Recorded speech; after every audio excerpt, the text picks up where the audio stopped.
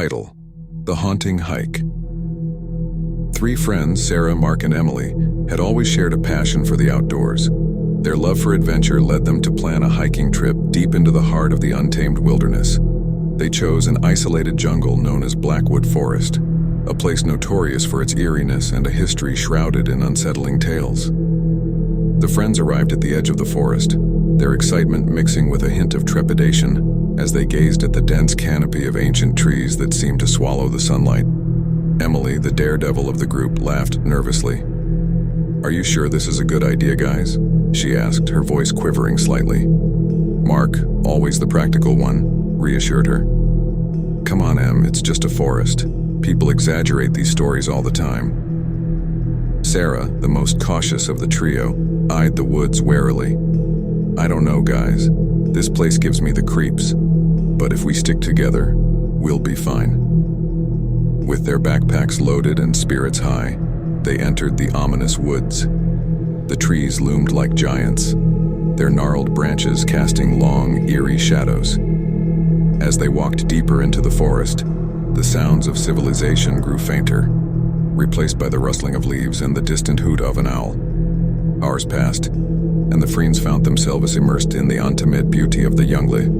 Yet, an inexplicable uneasy lingered, like an invisible shroud that clung to their skin. Emily, always the observant one, began noticing strange markings on the trees, symbols etched in black that seemed to follow them. "Hey guys, have you noticed these markings?"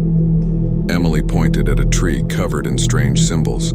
"They look fresh, like someone was here recently." Mark examined the markings. "Probably just some hikers who came before us. People often leave signs to mark their path.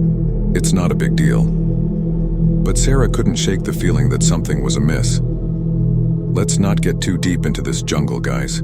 It's getting late, and I don't want to be caught here after dark." As they continued, the forest seemed to close in around them, the trees growing thicker, and the shadows deeper. The air turned cold, and a sense of isolation settled over them like a heavy fog. Soon, they realized they had lost their way, unable to find the trail they had been following.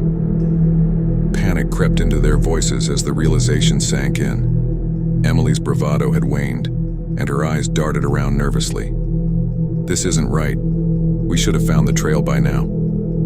Mark tried to maintain his composure. "Let's backtrack a bit. Maybe we missed a turn or something." But when they attempted to retrace their steps, they discovered that the forest had changed. The once familiar surroundings now seemed foreign, as if the woods themselves had rearranged. Panic grew with every step, and the feeling of being watched intensified. Nightfall descended rapidly, and the forest came alive with eerie sounds, a symphony of whispers and rustling leaves that seemed to mock their predicament. Sarah's caution had been warranted, and fear gnawed at her heart. "We need to find shelter for the night," Sarah said, her voice quivering. They stumbled upon a dilapidated cabin deep in the woods, its windows shattered and its door hanging askew. It was an unsettling sight, but it offered them refuge from the encroaching darkness. Inside, the air was thick with dust, and an unsettling silence pervaded. Mark lit a small lantern, casting a feeble glow on the cabin's interior. The walls were adorned with more of those eerie symbols, and a sense of dread settled in the pit of their stomachs. Emily whispered, "What kind of place is this?"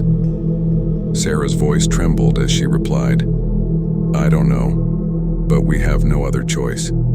Let's just stay here for the night, and we'll figure out our way back in the morning." They huddled together, trying to find solace in their togetherness, but sleep eluded them. In the dead of night, they were awakened by a blood-curdling scream that seemed to emanate from all around them, a chorus of tormented voices that chilled their bones. Panicked, they grabbed their lantern and rushed outside, only to find the forest had transformed. The trees loomed impossibly tall, their branches forming grotesque shapes in the moonlight. The symbols on the trees glowed with an eerie, otherworldly light, and the cabin they had sought refuge in was gone, as if it had never existed. Mark's voice quivered as he muttered, "This can't be real. It's like the forest is playing tricks on us." Emily was on the verge of tears. "We have to get out of here now." They ran blindly through the shifting woods, but their efforts were futile. The forest seemed to stretch on forever, with no sign of escape. The tormenting voices grew louder, whispering words they couldn't comprehend, and sinister laughter echoed through the trees.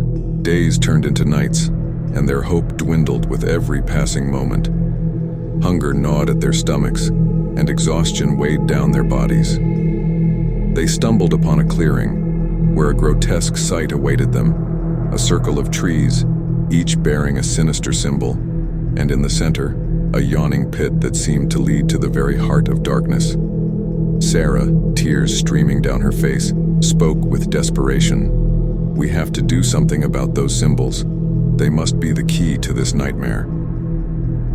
With trembling hands, they tried to scratch away the symbols, but it was as if they were etched into the very essence of the trees. The voices grew louder, and the ground beneath them quivered.